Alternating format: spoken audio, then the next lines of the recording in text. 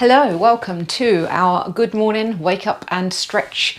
Very quick session. So this is something that you could do every day, depending on how you feel. You may want to wake up a little more slowly, or you may want to get everything just really firing up in a quite quick manner. So we're going to start with an optional breath exercise, an optional pranayama.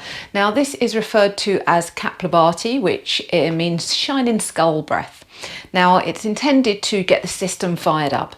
So we breathe in and out through the nose, but we focus on the exhale and just let the inhale happen. The exhale comes from the belly and we really pull that belly button back, almost like we're trying to expose our ribs and pull our belly button towards our spine. We do it quite quickly and I'm going to do it 10 times. You can do it with arm movements if you wish. We take the inhale as we come up and then on the exhale pull the elbows down. Entirely up to you. If you don't want to do that, you can just keep the hands here. So let's get started. Taking the inhale and our first exhale.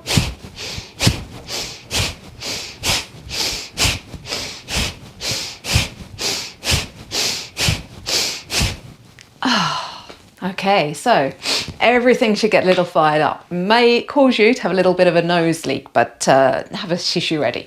So we're going to now come to a little bit of a stretch into the body. So you can still do this if you're sitting up in bed, if you wish.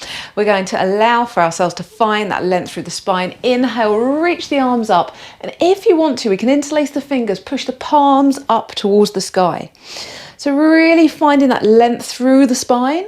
Taking nice inhales and exhales, allowing it to release a little. Then we're going to stretch to one side. Again, feeling that nice opening into the chest. Little stretch down the side of the body. Allow yourself to come back to center, stretching up again. Taking the exhale and then taking it to the other side. And again, feeling that length. Really breathing into the side of the body. Inhale, exhaling down, inhale back up. And then we can allow the arms to just float down by the sides of the body. Give the arms a little wiggle. So we're going to start working into the spine in another direction. So we're going to come to CatCow. Now, I recommend that you pad the knees. This is one, if you do it on the bed, you may find that you sink in a little bit, depending on your mattress. But just allow for the knees to be about hip width apart, hands planted down underneath the shoulders.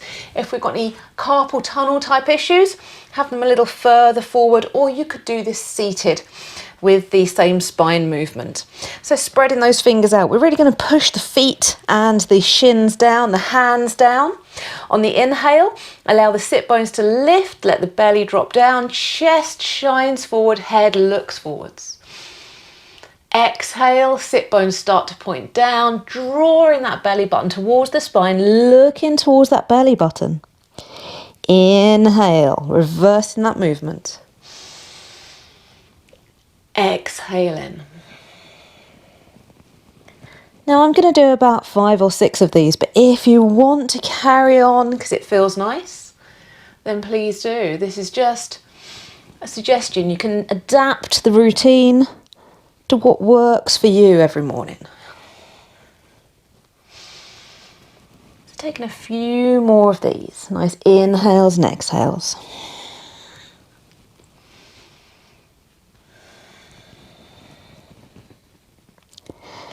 Taking a nice exhale. And on the next inhale, bring in your spine to neutral. So we're going to take a little bit of a twist. So I'd like you just to bring your hand a little bit closer in front of the body. We're going to take an inhale and we're going to reach up.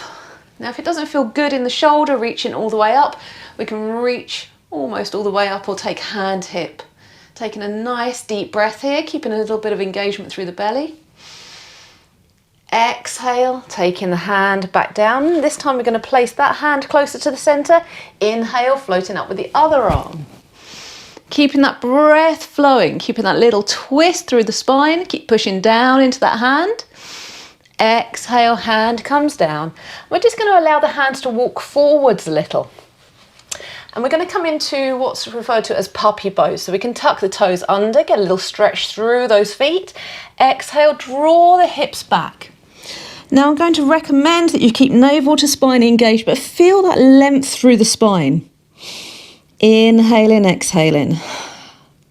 Now if you are choosing to do this in bed and you've got some nice bed posts, option to hold onto the bedpost, really draw back. So feel that feeling of a length through the spine. Inhales and exhales. Really nice. And then just allow yourself to uncurl the toes, draw back and just find child's pose for a moment.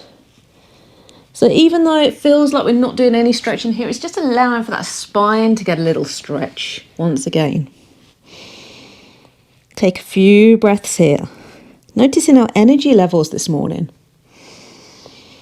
And then gently allow yourself to shuffle forwards. And we're going to find ourselves on our belly. And we're just going to work with a very gentle back bend, our baby cobra. So when we're here, placing hands down, almost by the sides of the arms, the shoulders. We're going to inhale, really engage through buttocks, really engage through legs. We're not going to push with those hands, but on the inhale, float head and chest up just a little way. Pull shoulder blades down, elbows together to the body. Exhale, floating down. Take a moment. And then tucking toes under. We're going to push up and back. Stretch out those feet once more. Feel that nice feeling of stretch. And then if you want to, we can push through the hands, lift the seat high into downward dog. Now, if you feel that you want to, really bending the knees and pulling back with those hips. So we're getting that feeling of length through the spine once more. Fingers spread out, hands really pushing down. And then if you want to, you can start pedaling through the feet. So we're walking our dog. One heel comes down at a time. Breathing nice and steadily. Inhaling, exhaling. And then if you feel that you want to, we can really deeply bend one knee and then allow for the heel of the opposite foot to come to that corner of the mat, that direction of the mat. Feeling that stretch through the side body. Inhale to neutral and then bending the other knee deeply, getting that stretch through the side body. Inhale, come into neutral. And we're going to come down to the knees and find child's pose for a moment. Just noticing again energy levels. Steady breath.